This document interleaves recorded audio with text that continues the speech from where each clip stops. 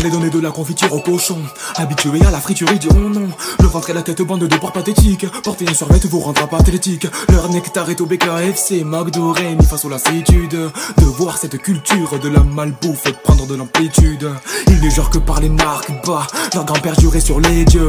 Mais si le diable s'habille en Prada, alors l'enfer est paradis pour eux. Faut acheter pour être stylé, le paradis de l'avoir c'est des vêtements de luxe qui pètent. Toutes ces marques vous ont Nike, quelle ironie de savoir que c'est vos habits qui vous étiquettent. Je veux briser le miroir des apparences, pour les publicités c'est moi l'apparence. Bah les couilles de 7 ans de malheur, je sais bien que ma mort viendra à l'heure. Le crocodile me tourne autour, et le puma rôde aux alentours, et le chant du coq me joue des tours. Non je ne peux plus faire le sourd. Une fois qu'ils sont bien sapés en public, ils veulent se donner bonne conscience. Chercher la cause à défendre et ludique pour ces grouillants clims, mais quelle inconscience. S'approprier une lutte superficielle, les imposteurs croient de façon exponentielle. La valeur du combat de ces pseudo-héros est réelle comme un logarithme en zéro. BLM, les violences policières, quel culot de te dire solidaire. Faire un TikTok est opportuniste, ta dénonciation n'a rien d'altruiste.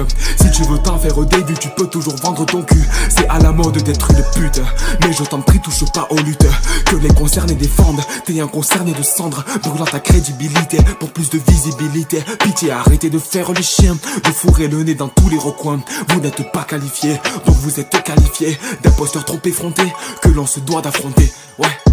Attention, éloquence et pertinence n'ont jamais prétendu au même sens. Vous pouvez leur faire porter le chapeau à cette masse de rappeurs idiots, mais sachez qu'ils sont plutôt casquettes. On trouve de tout, c'est un casse-tête. Des conquistadors et des aztèques, des conquistadors et des prophètes. Georges Brassens c'est le premier rappeur, Charles Aznavour est le consécrateur. Yann Moix, Éric Zemmour les détracteurs, deux figurants mais rêvant des tracteurs, deux ignorants au volant des tracteurs, qui sur tous les champs villes sèment l'erreur. Kobala, des Jules et toute la clique créent cette décadence linguistique. Non, le rap n'est pas le vrai problème, plutôt toutes ces radios populaires ne donnant qu'une image lacunaire d'un art qui est immense et suprême.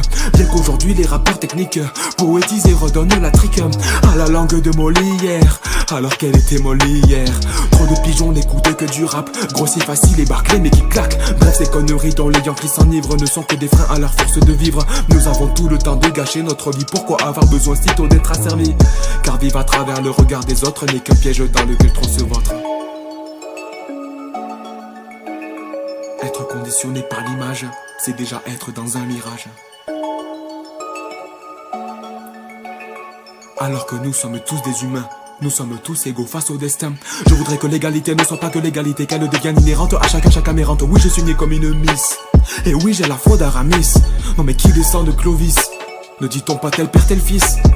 Si, donc nous tous sommes divins, ou bien nous tous ne sommes rien.